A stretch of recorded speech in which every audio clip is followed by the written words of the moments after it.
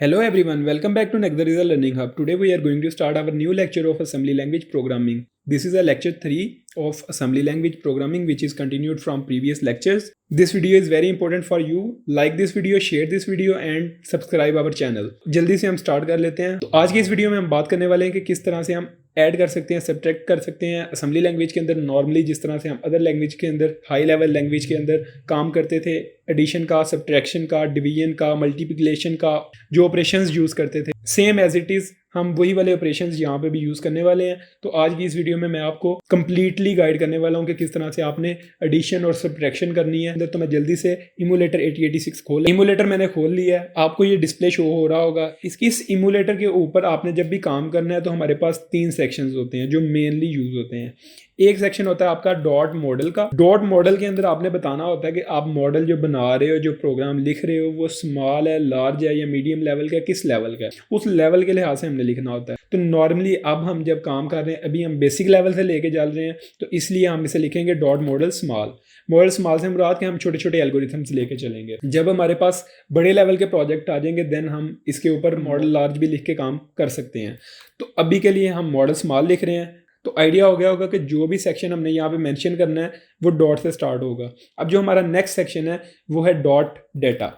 Data part आपका जो भी होगा आपने वो इस डॉट डेटा के अंदर लिखना है। सपोज आपके पास कोई वेरिएबल डिक्लेयर हो रहा है, कोई स्ट्रिंग क्रिएट हो रही है, कोई इंटीजर वेरिएबल क्रिएट कर रहे हैं, या कुछ भी आप व्हाट एवर डिफाइन कर रहे हैं जो डेटा टाइप में आए, ये डेटा पार्ट हो आपका, वो आपने स्टोर करवाना है अपने इस डेटा पार्ट के अंदर।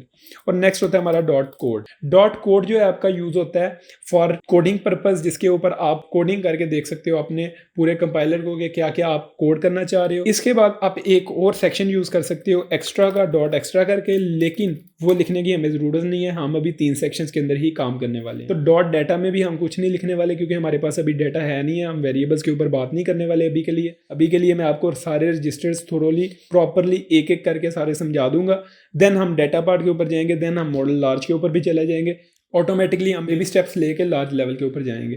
तो जल्दी से मैं आपको जो बताने वाला था कि एडिशन किस तरह से करनी है, सब्ट्रैक्शन किस तरह से करनी है, तो ये वाली वीडियो होने वाली है आपके लिए बहुत ज़्यादा काम की। इस वीडियो को ध्यान से देखिएगा बिना किसी पार्ट को स्किप किए। तो मैं जल्दी से लिख लेता हूँ मूव करके आपने किसी एक रजिस्टर के अंदर डाटा स्टोर करवाना है। सपोज अभी के लिए मैं लोअर और हायर यानी 8 बिट का ही रजिस्टर यूज़ करने वाला हूँ। तो 8 बिट का रजिस्टर से मुराद के AL या AH, A lower A higher, यानी AX का जो रजिस्टर था जनरल पर्पस, उसका मैं लोअर पार्ट ले रहा हूँ या हायर पार्ट ले रहा हूँ, वो 8 बिट का होगा। अब मैं AL के अंदर उसे कह रहा हूँ कि मुझे मूव कर दे क्या, कोई एक वेरिएबल ले लेता हूँ। सपोज मेरे पास 09 एक वेरिएबल है और वो हेक्साडेसिमल के अंदर पड़ा हुआ है।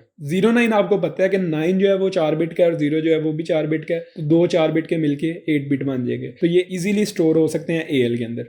अगर ये वैल्यू एक्सीड कर जाए यहाँ से तो वो आपको एक एरर शो कर देगा। वो मैं आपको एरर भी दिखा देता हूँ कि किस तरह से एरर आएगा। अभी के लिए मैं आपको इसे रन करके दिखा देता हूँ कि आपकी वैल्यू जो जाएगी कहाँ पे जाएगी। अब देखिए मैंने AL लिखा है। AL कौन सा बनेगा? AL आपका AX का लोअर पार्ट। AX का लोअर पार्ट ये है, तो इसके अंदर आपकी वैल्यू स्टोर होगी। मैं इसे रन कर रहा हूँ, रन करके देखा तो हमारे पास लोअर पार्ट के अंदर वैल्यू आ गई। अब मैं कह रहा हूँ कि मेरी वैल्यू जो है ना इससे एक्सीड करे। एक्सीड करने के लिए हमारे पास जो ऑप्शन होते हैं कि आप जो हम AL के अंदर स्टोर करवा सकते हैं वो FF है। F जो है वो आपका 4 बिट का सबसे बड़ा डिजिट होता है, यानी 4 बिट में आपका 16 होता है। तो 16 जो है वो लास्ट होता है आपका डेसिमल के अंदर जो आप स्टोर करवा सकते हो इसके अंदर। तो अभी के लिए हम इसे रन करके देख लेते हैं। तो जैसा कि हमने रन किया तो हमारा ये मैक्सिमम वैल्यू थी FF जो है हमारे स्टोर हो गई है लोअर पार्ट के अंदर। सेम इसी तरह मैं FF स्टोर करवा सकता हूँ हायर पार्ट के अंदर। कुछ लोग न्यू होंगे इस फील्ड में, टेक्निकल फील्ड से रेलिवेंट नहीं थे, उन्हें आइडिया नहीं होगा कि ये F क्या है। F आपका जब भी हम हेक्साडेसिमल की बात कर रहे हैं तो वो 0 से स्टार्ट होगा और F तक जाएगा। तो कैसे जाएगा? 0 1 2 3 4 5 6 7 8 9 तक तो आपकी जो वैल्यूज़ हैं वो सारी डेसिमल में रहेंगी। अगर आप 10 लिखना चाह रहे हो हेक्साडेसिमल के अंदर तो आप 10 को लिखोगे A, और अगर आप लिखना चाह रहे हो 11 देन B, देन अगर आप लिखना चाह रहे हो 12 तो C। इसी तरह से आपका जो 15 है वो F होता है। यानी कि आपके टोटल अगर काउंटिंग में किए जाएं 0 से स्टार्ट हो रहे हैं तो 16 डिजिट बनेंगे, लेकिन अगर वैसे देखा जाए तो वो 15 तक ही जाएंगे। यानी कि मैं कुछ आपको लिख के भी दिखा देता हूँ कि इस तरह से आपके जो है ना हेक्साडेसिमल के अंदर वैल्यू स्टोर हो सकती हैं। इसके बाद आप लिखोगे A, देन आप लिखोगे B, then C, then D, then E और देन F। ये हमारे पास टोटल अगर काउंट किए जाएं तो 16 डिजिट बनेंगे, लेकिन अगर 1 2 के लिहाज से हम देखें तो हमारे पास ये 15 तक ही जाएंगे। 15 इज इक्वल टू F। अब लास्ट डिजिट हमारे पास जो F है उससे ज़्यादा बड़ा हमारे पास डिजिट नहीं है हेक्साडेसिमल के अंदर जो हम स्टोर करवा सकें। तो जैसा कि हमने रन करके भी देख लिया है, तो इस तरह से आपको आइडिया हो गया होगा कि 8 बिट का जो रजिस्टर है वो उसके अंदर हम कितना डाटा स्टोर करवा सकते हैं। अगर मैं इसके अंदर एक और वैल्यू एक्सीड कर दूं, यानी कि F से बड़ी कर दूं, F से बड़ी किस तरह से होगी हमारे पास, अगर मैं उसे कह देता हूं कि मेरे पास वैल्यू है ये 1 और यहाँ पे है मेरे पास 0 0।